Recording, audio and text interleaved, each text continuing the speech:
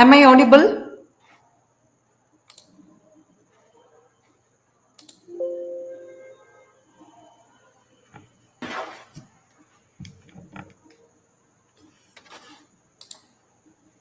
Good evening, all.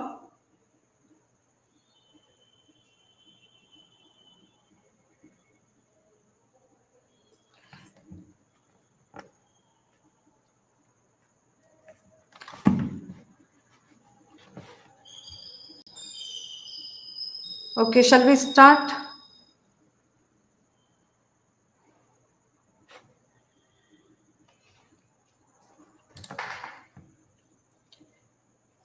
Okay, myself, Dr. Kavita, and I'll be handling industrial relations for you all. So, give me a minute.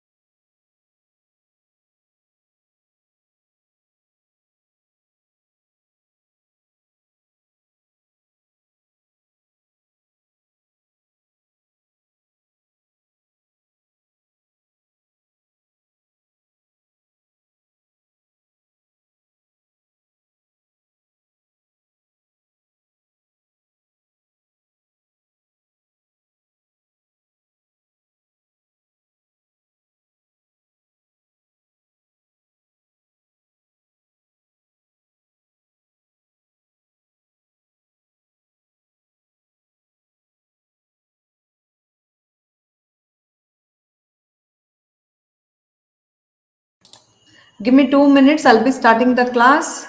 I have some issues with the network.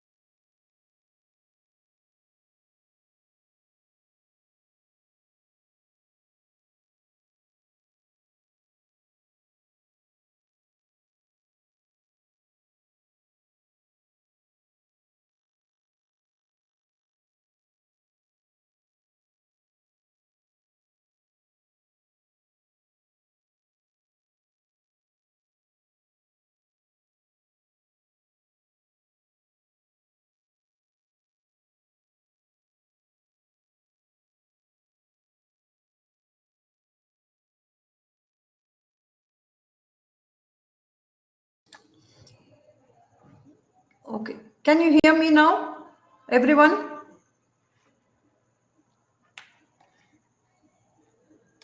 Okay. So industrial relations, like industrial relation leads to the disputes and the strikes. And when the employees go for the strike, obviously that will be a loss, because today employer is ready even with to work with the contract laborers. And recently during the COVID, I think you all will be knowing this. See, the KSRTC employees were on strike, and the government, they did not bother about these employees who went on strike. And they were like they had some drivers, they hired some drivers from the private sector, and they continued the work.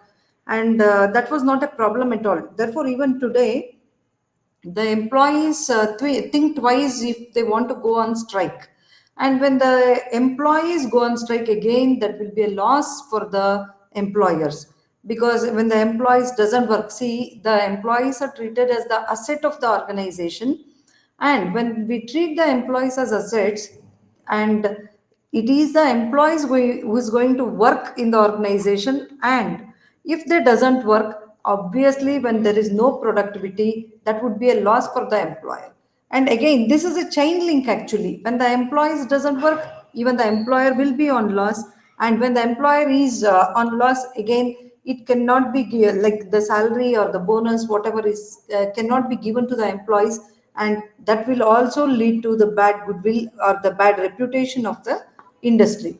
And also, when we have poor industrial relation, the unhappy workers will not be happy at the workplace, and they look for the new jobs. Again, this would be a problem for the employer, because he has to spend so much on recruiting a new employee. So next slide, please.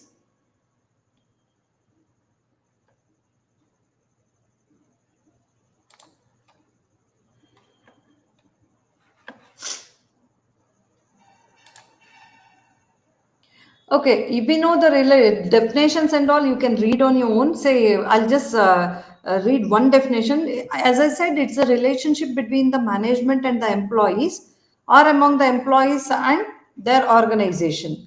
Okay, and the main thing is parties to IR. Is the slides visible to all? Can somebody text me? Is the slides visible?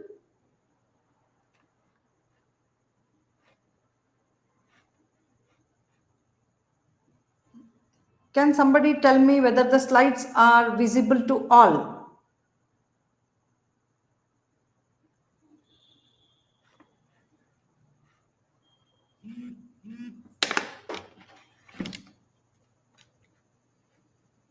Okay, fine. Thank you.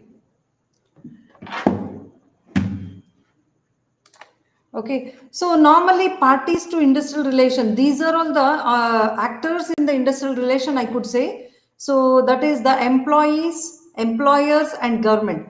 Employees normally like they work with their trade unions. Trade union is nothing but like the members or the leaders, I could say. There will be 7 members in the team, and whatever the issues they have, they are going to discuss with the management. And only this trade union, recognized trade union, will have the powers to sit and discuss with the management.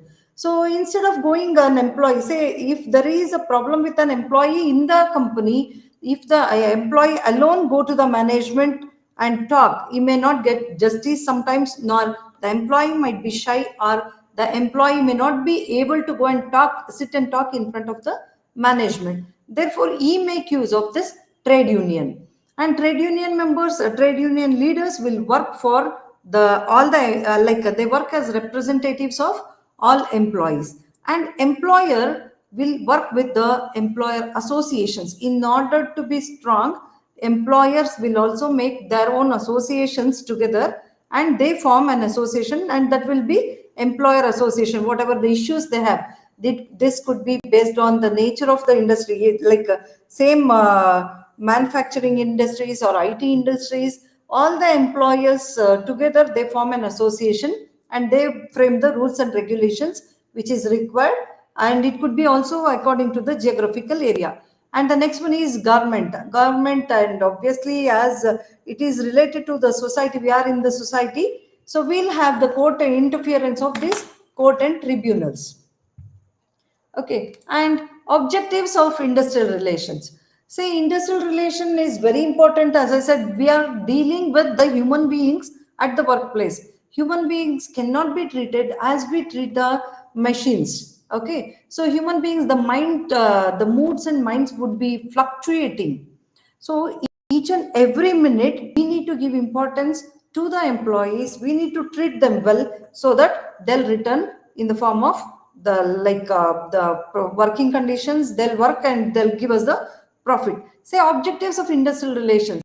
Say, to maintain cordial relation between employers and employees, we need this industrial relation, and to enhance the economic status of the worker, and to standardize production by minimizing the industrial conflicts, and also to socialize industries, and to provide an opportunity to workers to have a stay in the management. Say, whatever we do in the management, say today management alone cannot take any kinds of decisions. It is the management who is going to involve the employees in decision making process, and to encourage and develop trade unions in order to improve the workers collective strength. Say, if any employee or the team of employees or the entire employees are lacking with the basic facilities, or what are the whatever the problems they have, it could be related to the salary. Normally the industrial relations, the strikes and lockouts, everything will happen only because of this salary.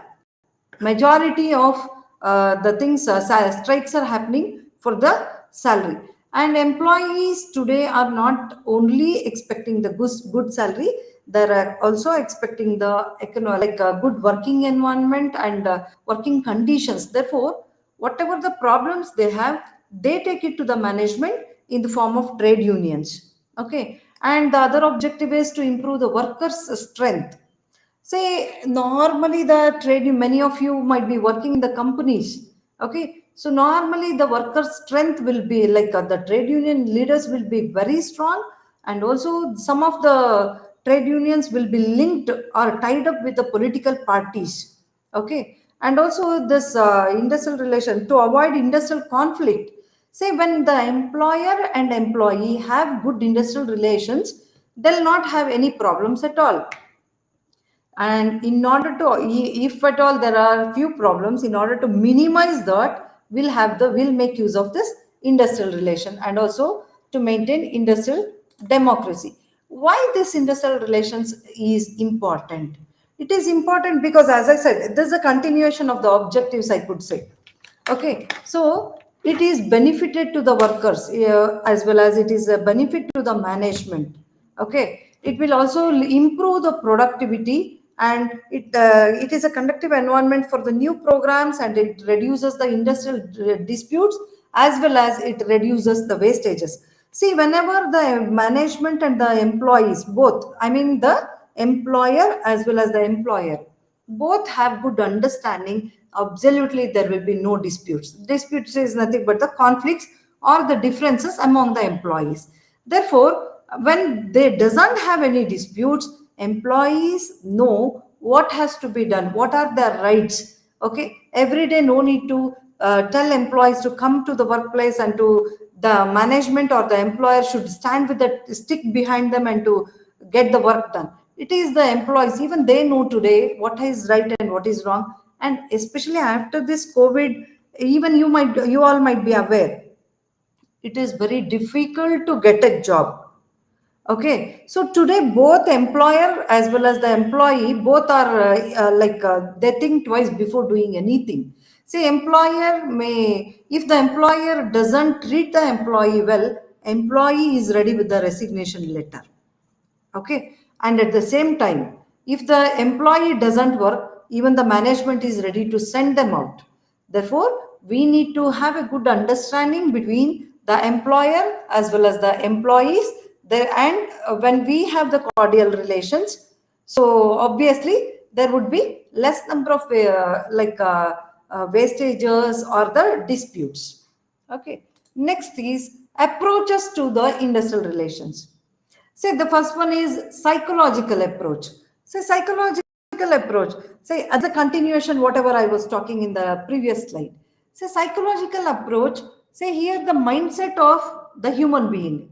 The mindset is, say, normally the employer will think the employees are not working properly, and we have to be strict. We have to be with the stick every time. Okay. So the conflict between labor and management occurs because every group negatively perceives the behavior of others. Okay, so normally what we feel whenever it is the management is very strict.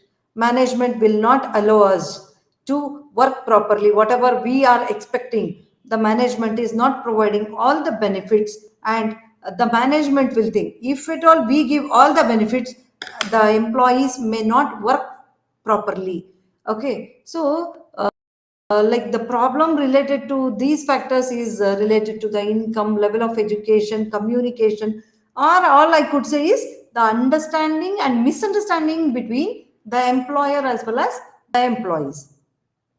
So the next approach is human relation approach. Okay. So human relation approach is the major problem in industrial relations arise out of tension which is created because of the employees' pressures and workers' reactions. Okay, so when the employer pressures, okay, human beings has to be treated like human beings. See, for example, the computers, whatever we are using today, or the mobile phones, you can use this round the clock, 24 hours a day you can use. These will not tell you anything in return. Okay, but when it is a human being, human knowledge, human skill, you can utilize only to the 8 hours, maximum 8 to 10 hours per day. Otherwise, you may not get the efficient results. Therefore, the management or the employer should not pressurize the employees to get the work done. The next approach to the industrial relation is the Gandhian approach. As we all know, the Gandhian approach is the non-violence. Okay. So when the employer follow the principle of this non-violence, there would be both. When the employer as well as the employee, they follow this non-violence approach, obviously there would be no scope for conflict or dispute or strike, whatever. Okay, so when the workers have some problems, or workers have some grievances, the grievances has to be redressed. So instead of going for a strike, they can go to the management, they can sit in front of the management, and they can get the the problems solved. The next one is sociological approach. Okay, so as we are in the society, so nothing can be say inseparable from the society in which we are functioning. Okay, therefore we have to give importance to the sociological approach also. And the last approach is system approach, which is developed by Dunlop, and today everybody is making use of the system approach. And there are three elements that is related to this approach, that is input, process, and output. Okay, here we are worried about nothing. According to this approach, individuals are part of ongoing but independent social system. Say for everything, involvement or interference of management is not required. Say today you might be like there might be some IT employees also listening to the class. Say IT people normally Infosys, as I have a good friend there, I was interacting. See here the employees will have their they have to make their objectives on their, they have to set their objectives on their own, and for the 6 months the nobody would come to them. Say at the end of the 6 months, the interference of the management or the concerned team leader would be there, and they would be asking, have you fulfilled whatever the objectives that has been set by you or not? Okay, it is your responsibility to set the objectives, it is your responsibility to fulfill those objectives. Okay, so next is scope of industrial relation. Say earlier days there was no scope to this industrial relations, and now today all the companies, let it be small or big, everybody need this industrial relations, because everything is through the human being. Say Narayan Murthy, Infosys, Narayan Murthy sir says, our assets are going back every evening out of the door. We make sure that they come back tomorrow morning. That means we need to give importance to the employees. Okay, so this HRM and industrial relations, as the name itself says, it is related to the employees, it is related to the industry. So it is the people who is making the organization.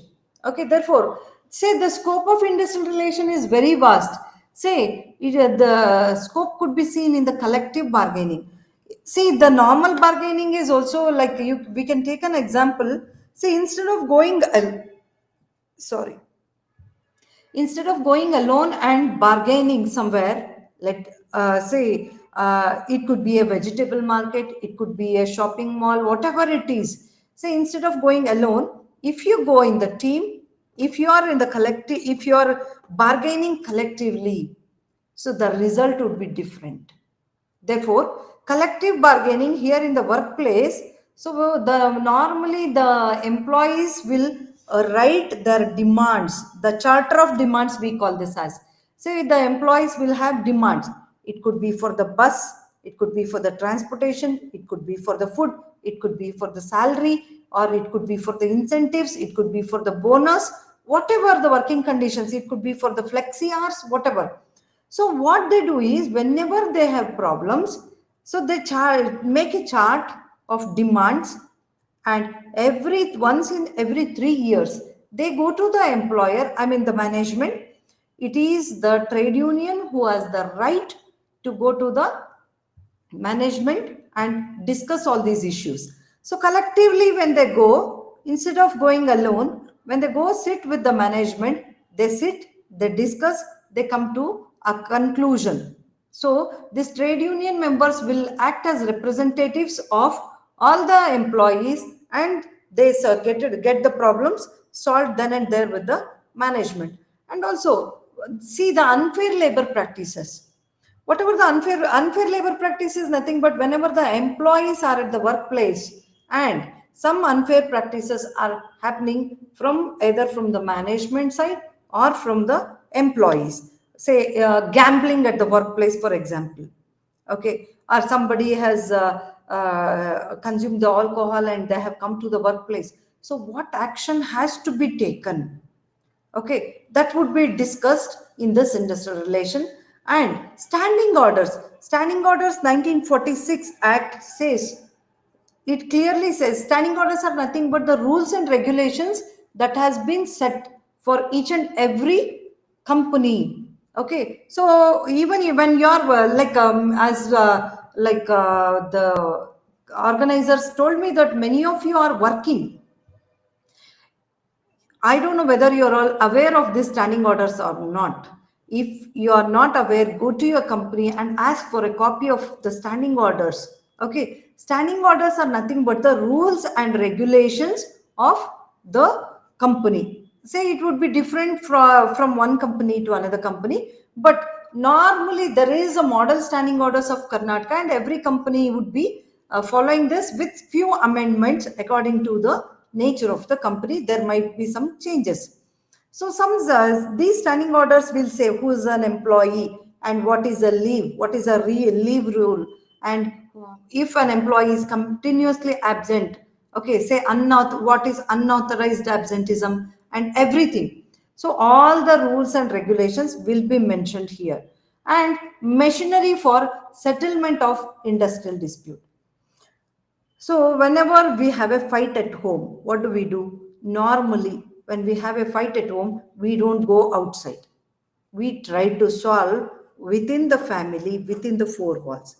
If the dispute is not solved, if it becomes big, then we call our neighbors or the relatives to solve the issue.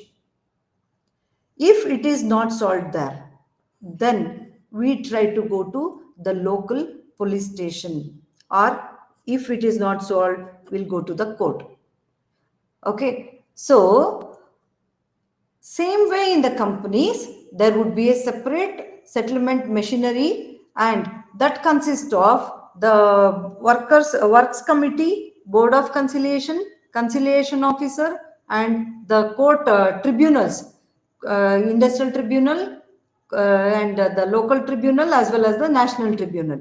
Say based on the issue, if it is a very small issue, normally the employees will take their issue to the labor court.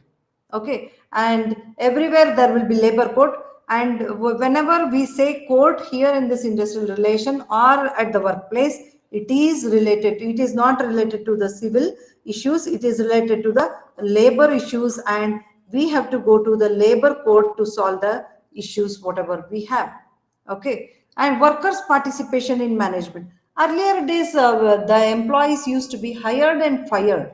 Okay, today it is not so. Whatever the decisions the employer takes, there will be the participation of the employees in the organization. Say if at all they want to expand the business, they'll involve the trade union. If at all there would be a like a recreation activities, today you could see almost all the companies are taking their employees, because attracting the employees is important. At the same time, retaining the employee for a longer period in your company is most important, and this would be the toughest task for the HR manager today. In order to retain an employee, not just the salary, employee is not depending just on the salary, he is also depending upon the good working conditions, good working environment, good colleagues, and also say today millennials, I could say 18 to 24 years of age, they are asking for the flexi hours. Say normally 8 to 4, if your working hours is 8 to 4, if the 4 o'clock the factory gate would be closed. Say this cannot be adopted in manufacturing. At least IT sector we can make use of this flexi hours. Okay, so 8 to 4, if the working hours is 8 to 4, employees are ready, the millennials are ready today to work beyond the working hours. Like they are ready to work even after 4 o'clock, okay, or till late night they are ready to work. And also they are pressurizing the management not to force them to work, and also they are telling the management that they want to enjoy the work as if they are enjoying the play. Therefore, so all these things would be into the industrial relation, and the scope of the industrial relation is very vast. So code of discipline. Okay, so code of discipline and historical initiatives for harmonious industrial relation. Okay, so this specifies various obligations for the management and the workers with the objective of promoting the cooperation between the representatives. So here code of discipline is nothing but the rules, the obligation on the part of the management as well as on the part of the workers. Okay, so these are the objectives of code of discipline, that is to maintain peace and order in the industry. So what has to be done? Okay, so in order to have the peace, okay, there would be code of discipline is nothing but the code of discipline is the rules and regulations. In order to have the peace and in order to have the avoid the work stoppage in the industry, say work stoppage, that happens say due to the strikes and lockouts, there would be work stoppage. In order to avoid this work stoppage in industry, there would be code of discipline. Say if at all the employees have to go for a strike, they have to like inform prior, I mean they have to give a notice prior they are going for the strike, and also the management has to accept. Very few issues where employees will go on strike without notice. Whatever the strike, a strike would be the last weapon, I could say. Say here, as we talk, as it is between the human beings working in the industry, it could be the employer and the trade union, the management and trade union. They need to have the cordial relation. When they have the cordial relation, obviously there would be no scope for this strikes and lockouts. So if the employees go for a strike, I could rather say like a strike is the weapon in the hands of the employees, whereas the lockout is the weapon in the hands of the management. That is what KSRTC example, as I quoted in the beginning. The employees, they said, we are not ready to work. But did the government bother? No, they hired the private employees and they continued their work. And the losers were these employees who did not who were involved in this strikes. There was no salary for them. First of all, there was COVID, and the family was suffering, but they did not bother. By hearing to the people or the colleagues, they did not go to the work. They joined the strike. When they joined the strike, obviously there was it was a loss for them, and there was no salary at all. Recently, with the same issue, so husband and wife who was working in a husband working in KSRTC, as there was the same issue about the salary, they committed suicide. Okay, so before doing anything, we need to think whatever we are doing is right or wrong. Okay, and also that is what say settlement of disputes and grievances by a mutually agreed procedure. Whatever the grievances we have, we need to sit. It is the beauty of the trade union, I could say, to convince the management and get your work done. Say when you go to the management and you ask to fulfill your demands, when you have charter of demands, list of demands for 20 demands, if you ask the management to fulfill all the 20 demands, certainly they will not. Okay, so they may say we will fulfill only 10 demands. Okay, it is the duty and beauty of the trade union leaders to convince the management and to avoid the litigation. Avoiding litigation is it will be continuously, it will be the disputes or the conflicts would be prolonged, and in order to avoid this, there would be a code of discipline. And when you have a code of discipline, it will facilitate for a free growth of trade unions also. Okay, when the trade unions are strong, the management will also be strong enough to give whatever the employees are asking for. Say employees, if you treat the, say I could say, if you treat the internal customer, if you make the internal customers happy, they will make the external customers happy. So you keep the employees happy. In turn, they will keep the external customers happy. Okay. And when you have a code of discipline, it will eliminate all forms of coercion, pressure, and violations of rules and regulations governing the industrial relations. There would be no coercion. Coercion is forcing someone, forcing some employee to do something, or pressurizing some employee, or the violations. See, today in IT sector, it is only due to the stress the employees are taking for outing once in a month, or twice in a month. The company, with the company cost, they are taking them out in order to release the stress. You could talk to any of the employees, they say we are stressed. Okay, therefore, do not pressurize, we should not pressurize the employees, and if you leave them freely, they'll work for you. Okay, and factors affecting the industrial relations. Okay, so there are few factors affecting the industrial relations. That is, the first one is institutional factors. See, institutional factors are nothing but the labor laws, state laws, and policies, collective bargaining, and employment organizations or federations. Say, labor laws. Say, there are many labor laws favoring the employees today.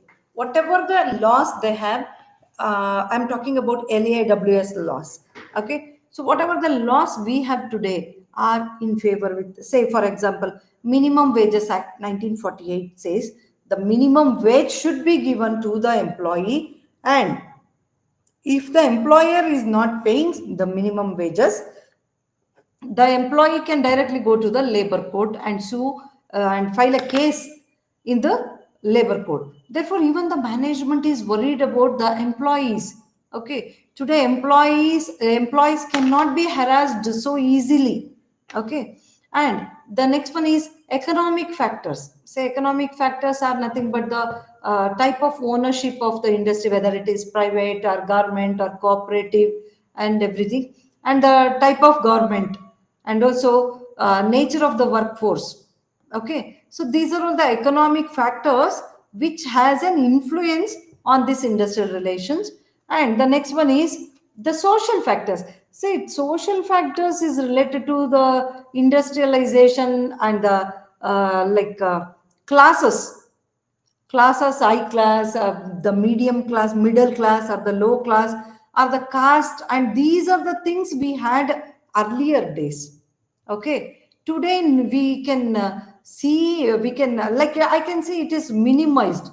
Say the profile of the employees is not considered, but somewhere there are still, it is still social norms continue to affect the industrial relations. To some extent it is related. Okay, so earlier days it was there. Euro, whatever the caste people, they have to do only the same work. Okay, but today it is not so, and we never classify or we never differentiate. It has been minimized already. Okay, so everybody are able and eligible and capable of doing all the works. Okay, the rich people, poor people, we never differentiate. Once it is the workplace, it is common for all. Say the next one is technological factors. Say technological factors have a direct influence because, say, technological factors like such as the machineries used. Okay, and the technology you have used and the technical change that have brought changes which directly affect the wage levels and the employment status, it could be, or the working conditions. Okay, therefore technological factors will also have an influence on this industrial relation. And the next one is psychological factors. Okay, psychological factors, if we motivate an employee, okay, obviously that leads to the job satisfaction. Therefore how you treat an employee is very important. And political factors, say, they have significant impact on industrial relations. Say the ruling government attitude towards the different types of industries, whether it is private, cooperative, MNCs, whatever. Okay, so the policies and the laws are formulated by the government. Okay, and the ultimate decision maker is only the government. So political factors also have an influence. And also the enterprise related factors. Enterprise related factors are nothing but the style of management, whatever the style of management a company is making use of, and the organizational health, climate, HR policies that you adopt. Okay, so this enterprise related factors play a very vital role in this industrial relation. And the last one is global factors. Okay, so global factors is beyond the geographical boundaries. Say international labor laws. It could be related to the international human resource management. We talk about this recruitment policies. Okay, expatriate, repatriate, everything.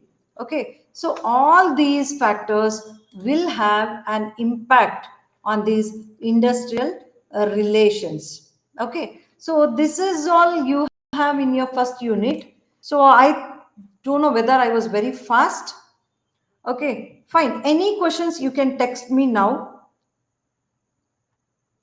Now the forum is open for discussion. If you want me to say something, I'll clear your doubts. Are you all there?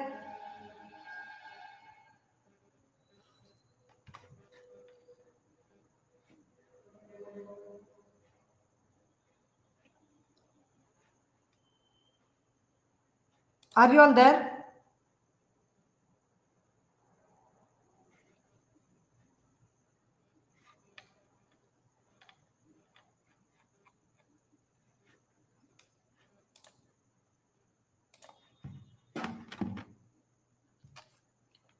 Okay, if you don't have any questions, I'll end the class here.